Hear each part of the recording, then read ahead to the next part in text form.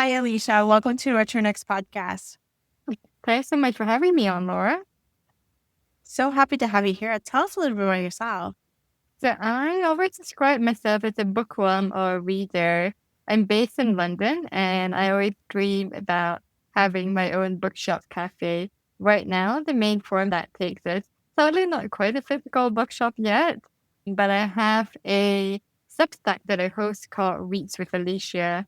And that's where I publish a lot of book reviews and bookish reflections as well as personal notes too. I love this. So, what kind of books do you tend to read? I know that you read a lot of more contemporary fiction, commercial fiction.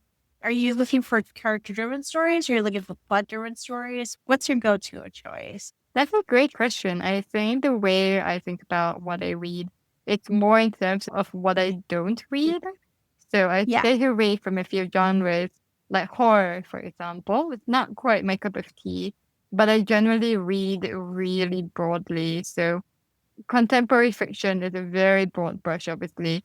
It's commercial yeah. fiction, it's literary fiction, it's upmarket fiction, anything in between. And even though I say contemporary, I do also read historical fiction and classics as well. Alongside my diet of fiction work, I do read nonfiction, but it's Yeah. mainly fiction that's in my library. Yeah, so let's talk about nonfiction. What kind of nonfiction do you go to? Do you go to popular? So there's memoirs, there's actually like interesting niche topics. It can be actually about other information and everything. So which one is your genre of choice within the nonfiction? And we'll talk about back to fiction. So my main thing for across both of them actually is that I want to learn something about the world. So even if in my nonfiction, I'm not very prescriptive about what I read. I read lots of memoirs. So one of the books that we're going to chat about today is a memoir. I do read niche fiction as well. So I've read books about like how advertising works.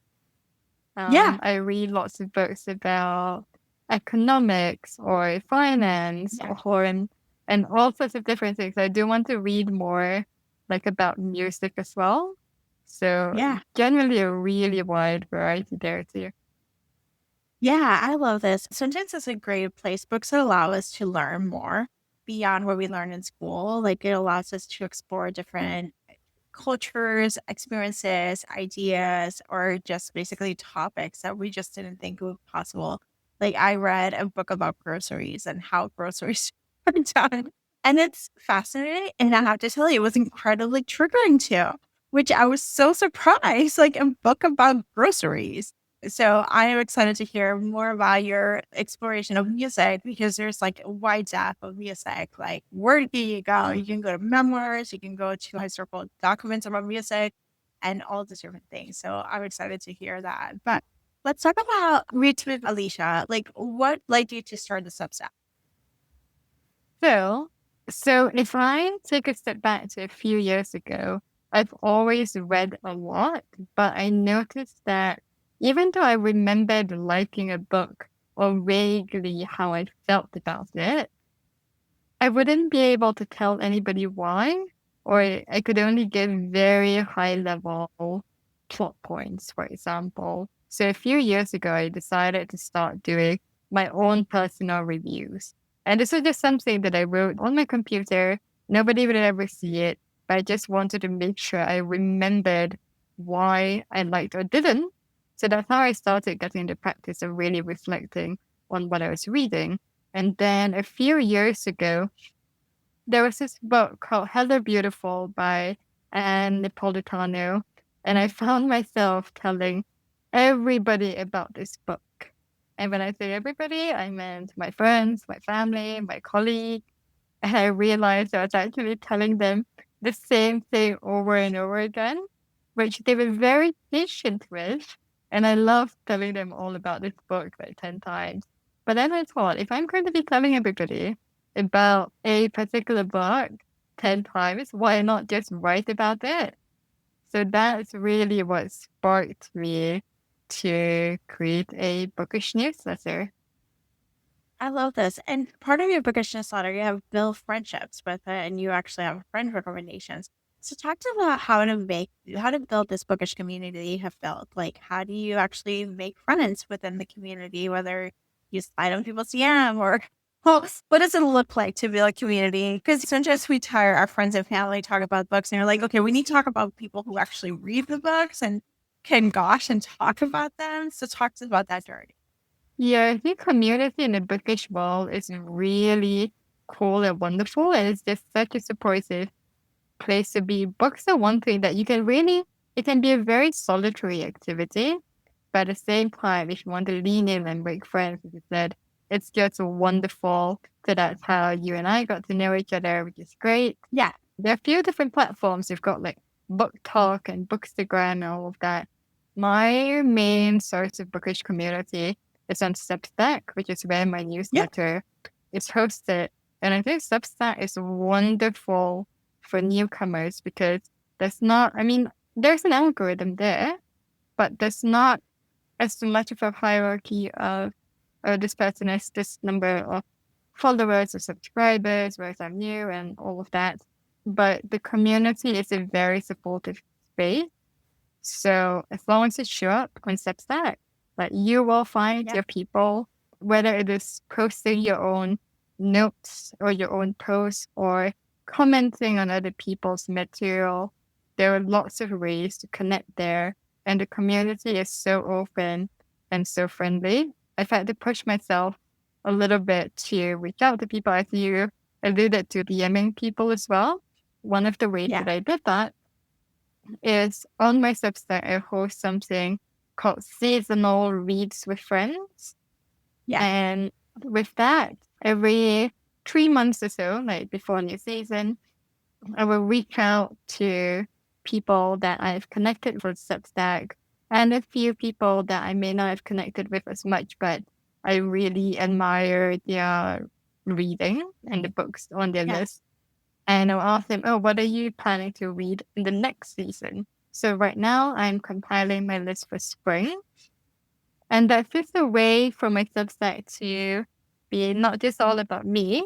And I do think that I do bring value by curating books a certain way, but I want to make sure that my readers have access to a wide variety of books. And it's really great having that platform to showcase more variety and diversity of thinking.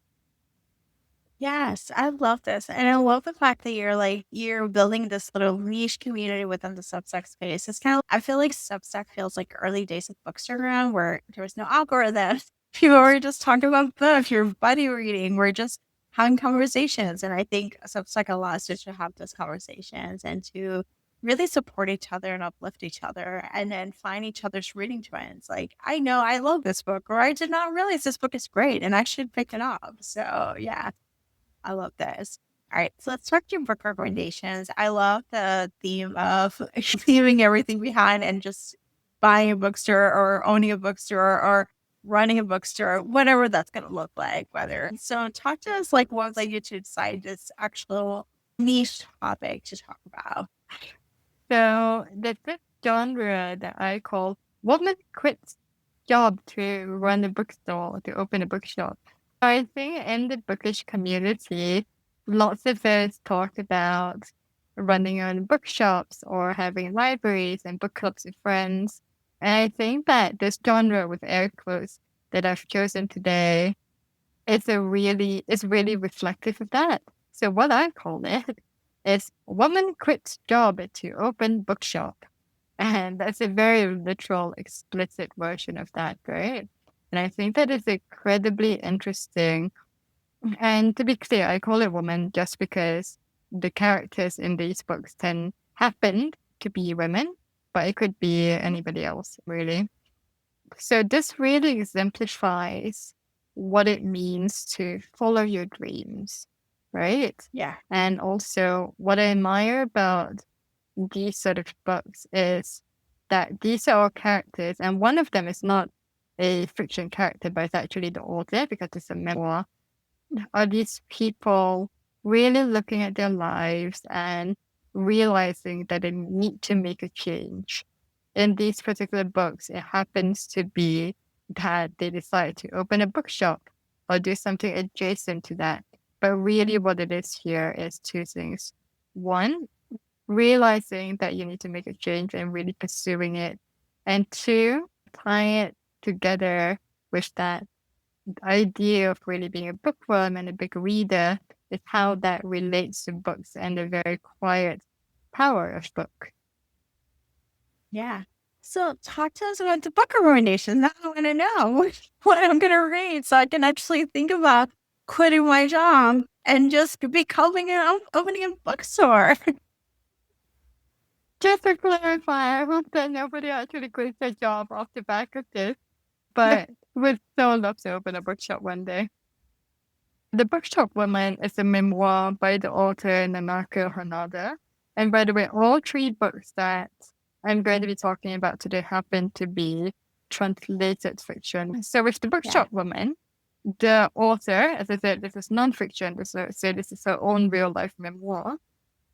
She is already a bookseller at a very popular Japanese bookshop chain.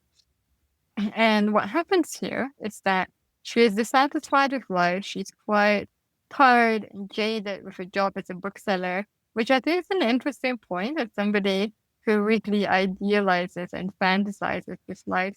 But she's feeling quite disenchanted with it. And what she does isn't dramatic at all. Like she doesn't move across the country or anything like that. For the matter, like for most of the book, she doesn't actually quit her job. But what she does is that she decides to join this app. It's a bit like a dating app, but it's for meeting friends. And it's called Perfect Strangers. And the premise is that you connect with a stranger online, and you meet up for a 30-minute coffee chat, tea and coffee, and that's it. Her gimmick in order to get people to want to meet with her is that she is, in her terms, sexy bookseller. So when people meet her, they'll tell her a bit about their lives, like who they are, and she will recommend them a book. And what happens through this process is that even though it starts out as a 30-minute meeting, she ends up building a really lovely community of very unlikely friends that she didn't have before.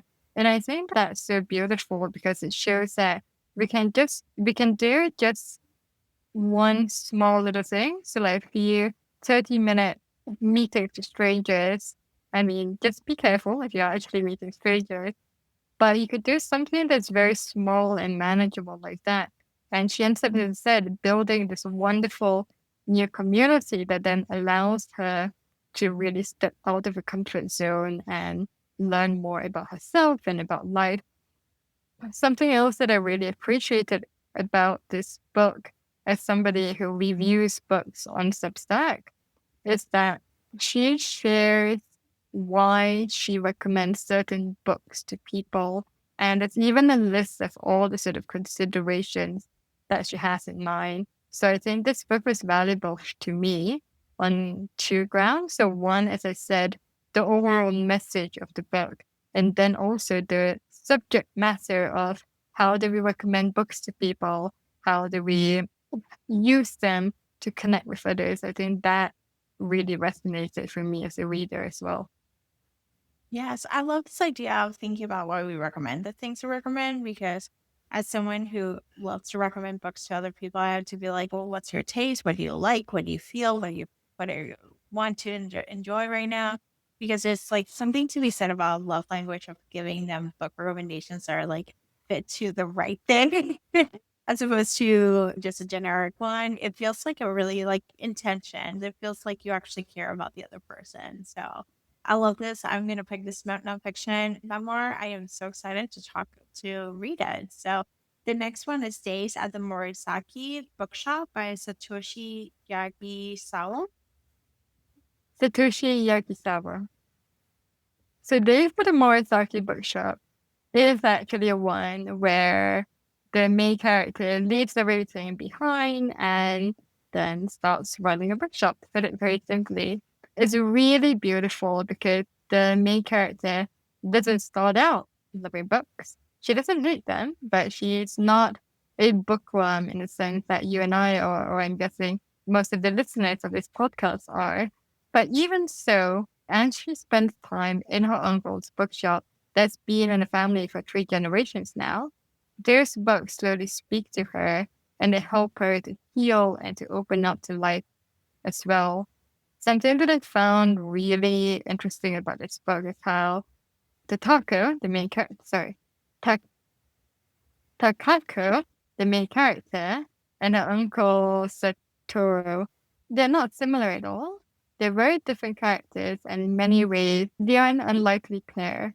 But at the same time, it shows how important it is to try to understand each other and really give each other kindness and generosity when we are all just trying to make our way through this world. I love Japanese cozy literature. There's something to be said about it. There's like comfort and just a lot of them. I love the cats one. There are a lot of Japanese feature cat cafes and cats.